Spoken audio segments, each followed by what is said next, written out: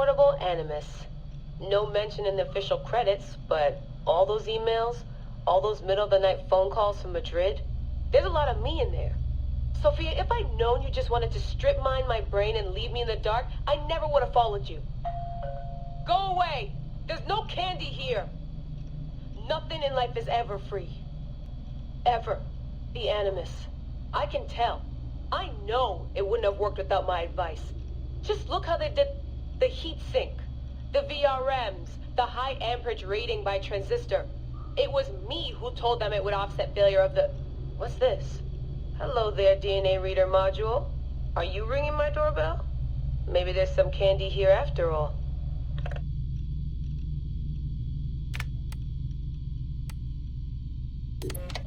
The right decision always feels like home. My stuff's the same.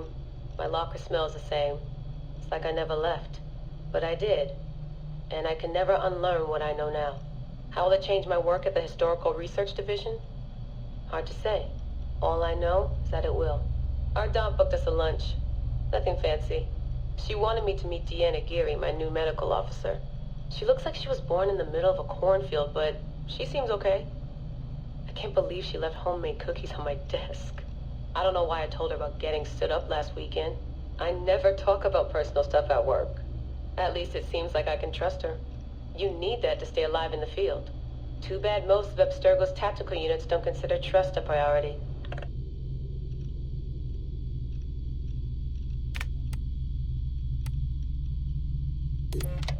I swear, I get more done reading the latest copy of Wired on the toilet than the rest of the guys do all day in the lab. I mean, the body band? Really? If people can't take a walk on their own, they aren't going to listen to a watch that tells them to do it either. This is all so pointless. I should just go back to... Wait, that's probably what the body band would tell me to do. What I should do is build something that will simultaneously blow people's minds and the doors off the Animus Project. Nothing at Abstergo Fitness is going to be big enough for that. I'm bored as hell. But there's nothing like boredom to stimulate creativity. Yep. I think the body band needs a little adjustment to its language processing program.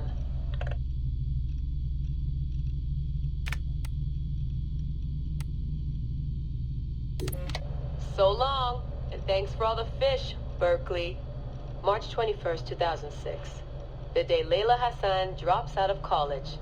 That's right, Professor Moore. I'm not finishing that Jane Eyre paper. I got a job, and I'm headed to Philly next week. This whole classroom thing, it's not for me. Mom and Dad are freaking out, but they'll accept it. I'll be working towards something real, making real money, and I'll be closer to home. Not that I'll visit any more often. Sophia promised there'd always be a place for me at Abstergo, as long as I show them what I can do with a circuit board and a pair of pliers. Sure, I'll have to work my way up to a place on her special project, but that doesn't matter. It won't be long before she or her father, Mr. Alan Ricken, notices what I'm capable of and asks for my help on the Animus.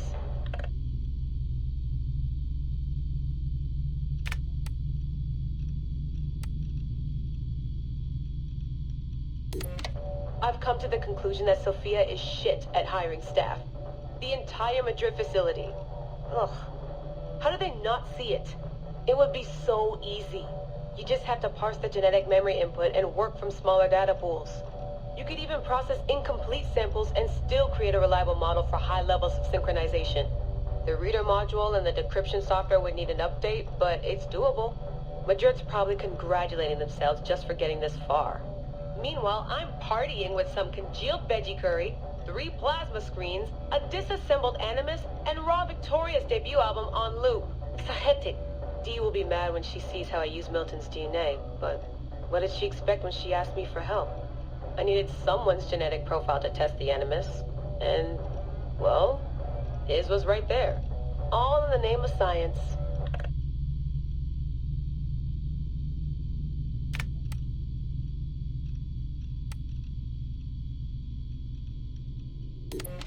I like morning briefings. They're short, minimal nonsense, and they have free coffee. No downtime this week. They're putting me and Dee on a plane to Alexandria 2 days from now. I don't get why Hathaway's in such a rush. We're being deployed to extract an artifact. If it were a person of interest, the push would make more sense. A person could be halfway across the world in a couple of hours. But an artifact that's been sitting around for 2,000 years, it's not going anywhere. An artifact of high interest. Heard that before. It always ends up being some crappy pottery shard or half an old book. My Animus runs on DNA, not tableware. It'll be strange visiting Egypt for the first time since 2013. Back then I went looking for my roots, and found trouble instead. It's good that Dee's coming. She always keeps me from doing anything too stupid.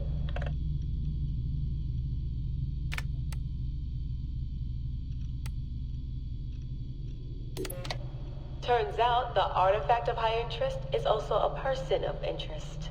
A mummy. And a golden opportunity. I've informed Dee of some changes I'm making to our assignment parameters. She acted mad, but I know she's eager to see my Animus field tested. Abstergo won't mind. Well, they would if they found out, but they won't.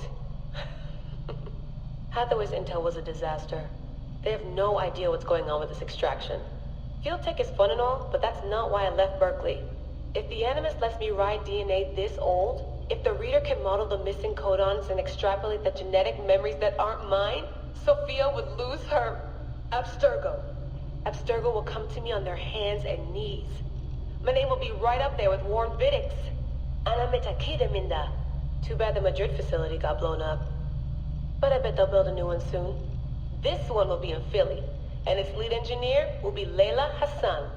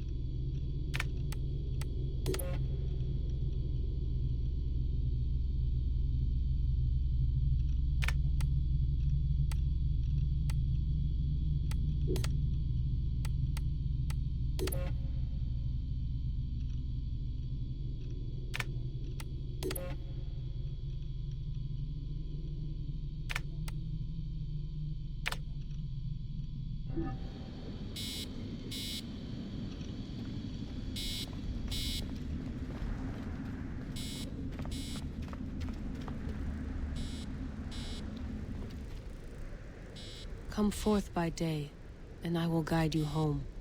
Who are you talking to? Bayek's mummy. Real chatterbox, that one.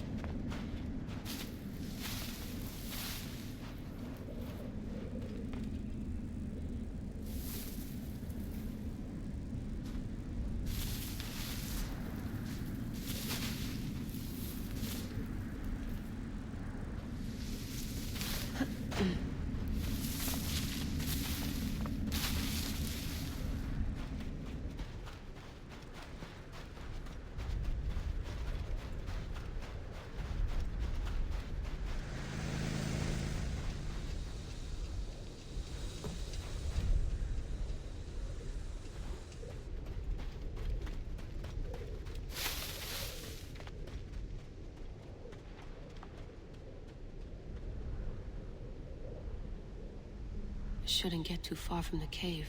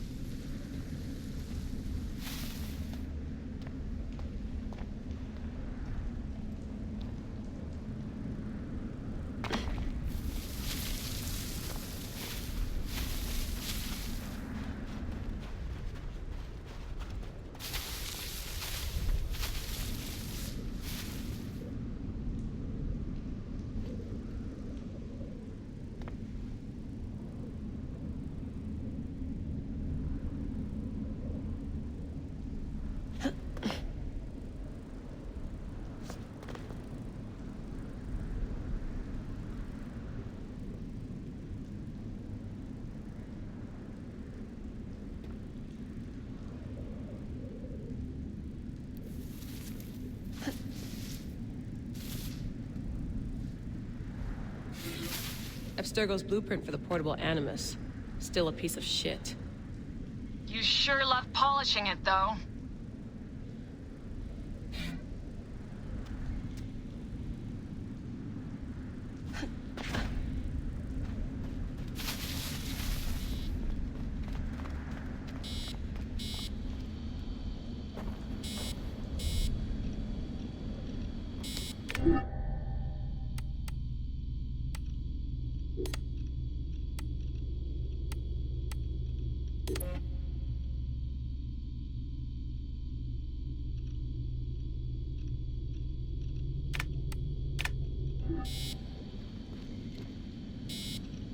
One bar.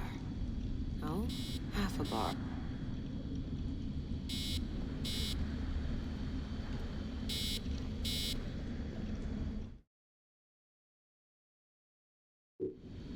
Going back in. This is so badass. Be careful!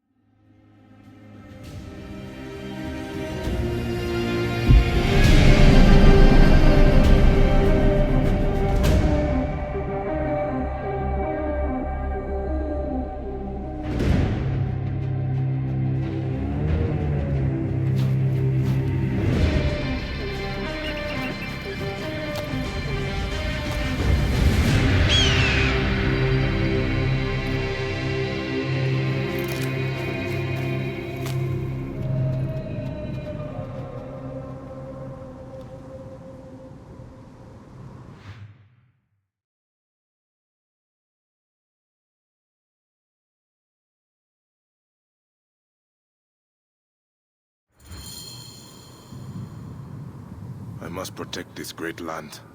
Alexandria is where the snake thrives, and Aya lives. I must find them both.